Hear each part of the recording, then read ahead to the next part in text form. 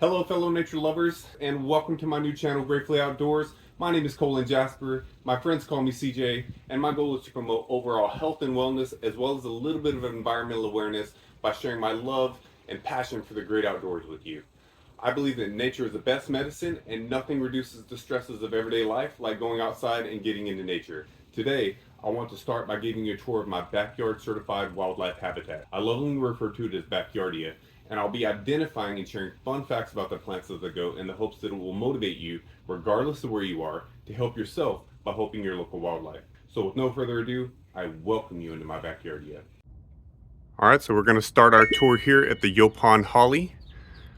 The bees absolutely love this thing when it's in bloom, and the birds love the red berries late in winter. So I highly recommend having one of these. It's just an awesome shrub slash tree to have in your garden.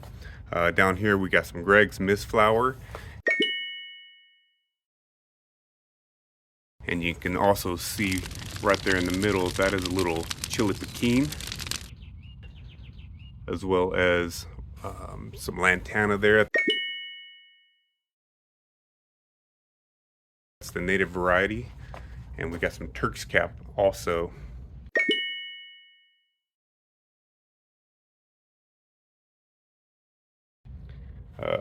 Over here you can see that we have just a mixture of different things. I like to let it be wild. We have some Mistflower also in here, as well as the tall goldenrod.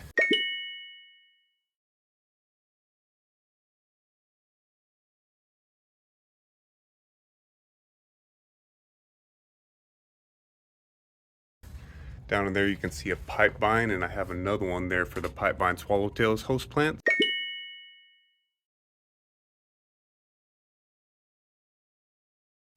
Over here we've also got some purple heart, as well as some buddleia.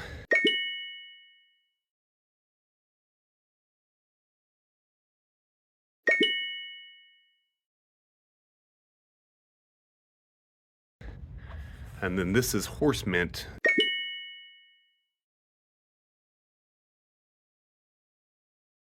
It's very important to the local pollinators. You'll see that throughout the yard as well. And I love the Texas vervain, which is a native verbena and just gorgeous. I like how it just kind of floats. All along this fence you're gonna see purple passion flower.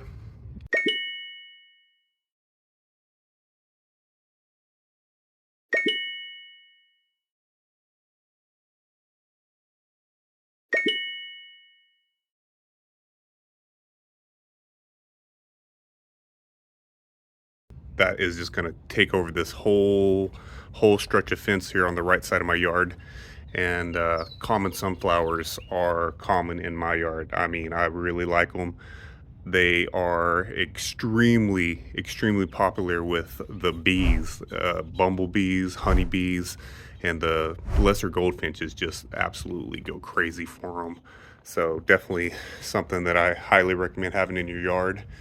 I got some mint.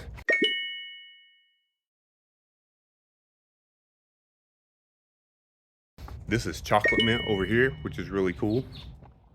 Got a knockout rose, several knockout roses throughout the yard, as well as the sweet almond verbena here that will get all the way up to the second floor.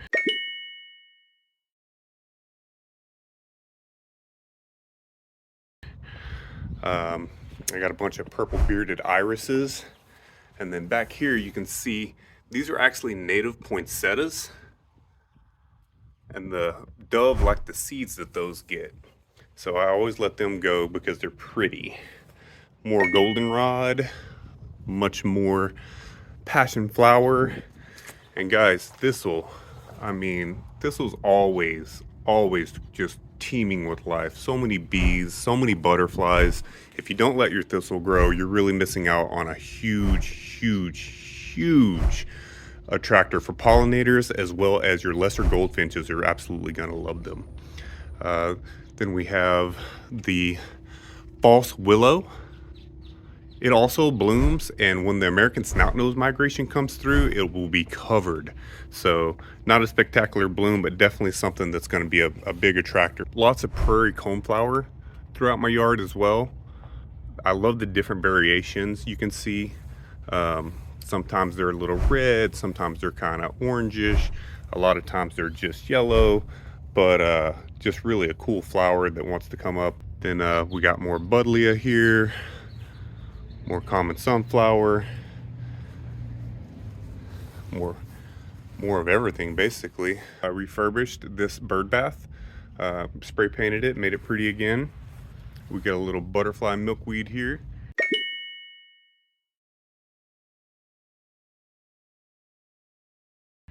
as well as some more purple bearded irises. And we just missed probably the last bloom of the year. They're gorgeous. Love this Jerusalem sage, just really cool. It's about to do its thing. And then I have various potted plants. And let's skip across to this side and show you just a little privacy lattice that I put up. The passion fruit has no problem filling in for you. And I'm gonna hook up these water barrels, and I'll make a video on that in the near future. But honeysuckle makes it through the winters and just thrives. So I highly recommend planting to get some honeysuckle. And then just everywhere mixed in, you're gonna see little tropical milkweeds. I have two different colors. So this is the yellow.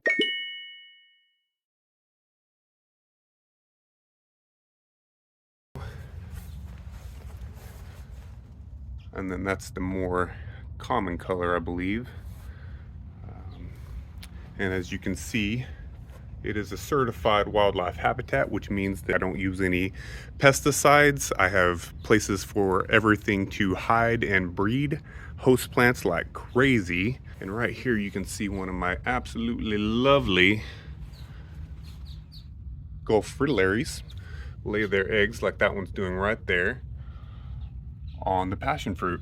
So highly recommend having those in your yard. They do spread pretty fiercely, so be aware of that. But you know, definitely worth it because I get so many butterflies because of them. Here you can see a coral honeysuckle that's kind of hidden, but will definitely come up and take over this space. It's new. And then you're just going to see a whole lot of common sunflowers here.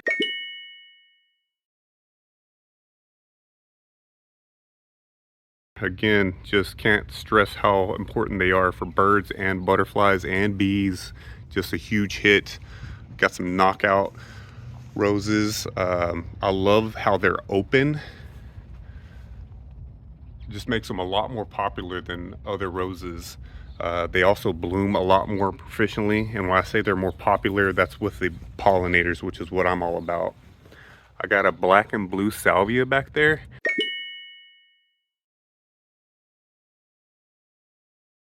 That's a little bit overgrown, but it's still hanging in there. I think it might like the shade and the heat of the summer, so I'm gonna keep an eye on it. Here we have some milk and wine crinum lilies.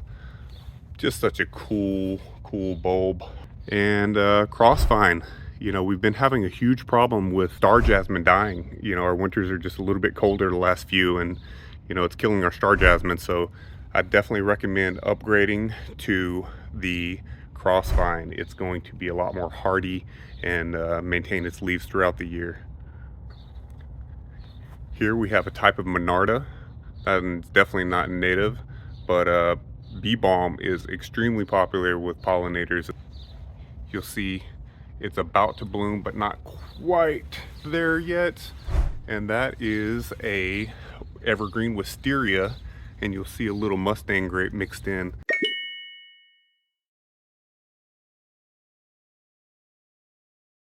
So I'm going to be training that along the top of my fence. Back in this corner, I got a nice patch of the tropical milkweed.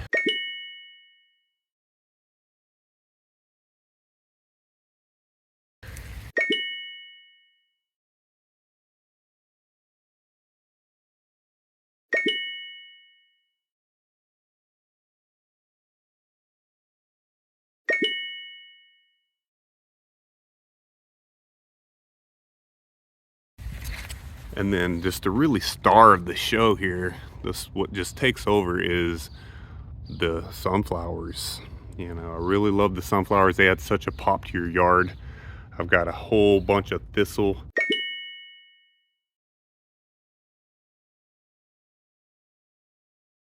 Just tons and tons and tons of butterflies and bees just absolutely go crazy over those, as well as the lesser goldfinches, which are just absolute treat. They are just flying gems.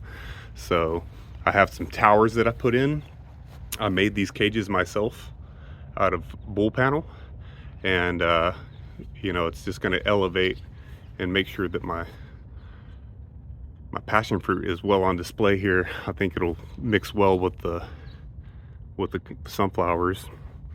And back over here you'll see another patch of monarda that I have, as well as the first tree I actually planted in my yard, and that is a pink crepe myrtle. Just gorgeous when it's in bloom. And then in Texas, you got to have a peach tree. You know, passion fruit is a must for the butterflies, and peaches are a must for you. They're delicious, and stone fruit do extremely well here in Texas. This is actually a form of beggar's lice. I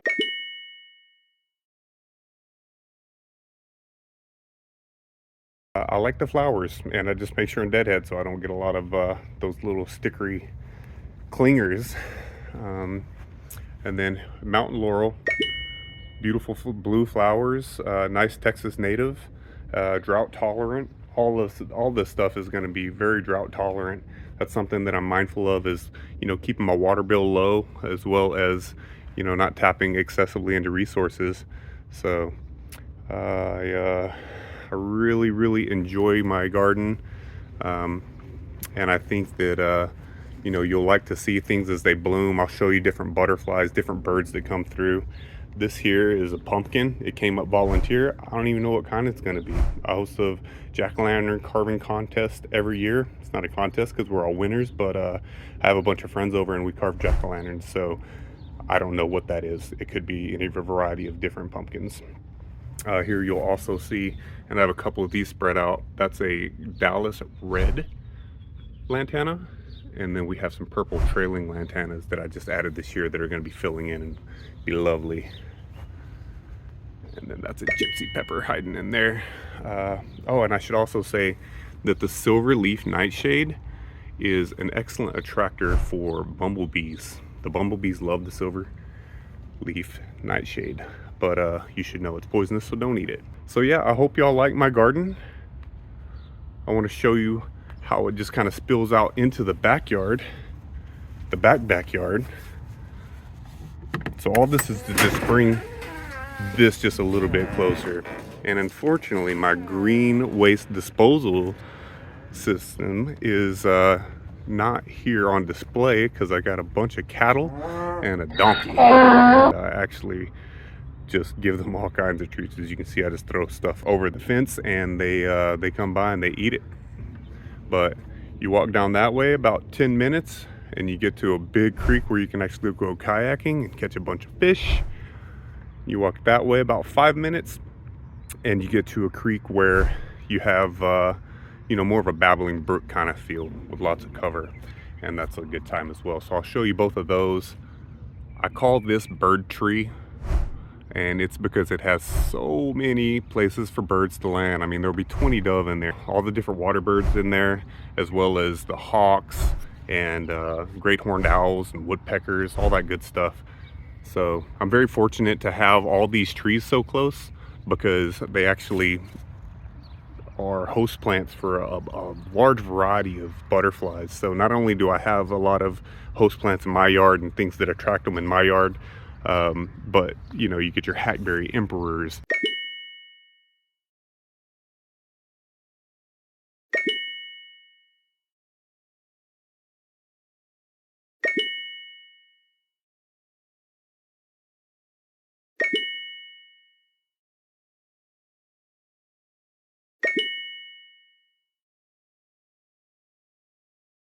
From the hackberries, and you know,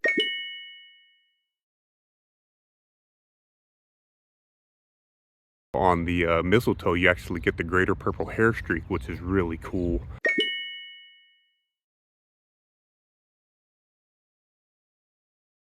Uh,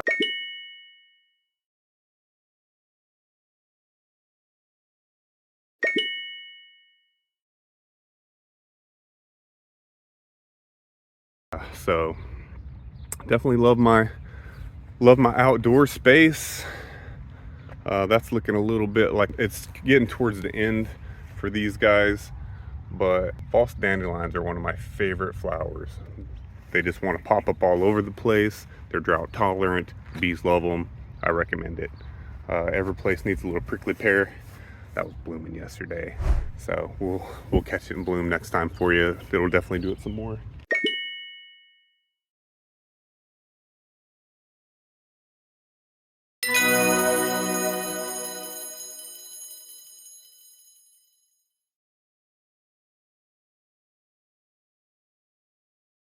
I love to garden, kayak, hike, and travel both locally and abroad to enjoy the unique beauty that each destination has to offer. My upcoming videos will be taking you on trips where I hike down to the local creek for kayak fishing, the Texas coast, Rhode Island, and Alaskan cruise with excursion videos in Washington, Alaska, and Canada, and with many more videos to come from destinations like Puerto Rico, multiple destinations in Mexico, Central America, and the Amazon jungle. I hope you will like and subscribe so I can inspire you to get out and do more by sharing my many adventures and love for being gratefully outdoors with you. Welcome to my new channel, Gratefully Outdoors. My name is Colin Jasper. My friends call me CJ, and my goal is to promote overall health and wellness as well as a little bit of environmental awareness in the hopes that it will help you live a better life.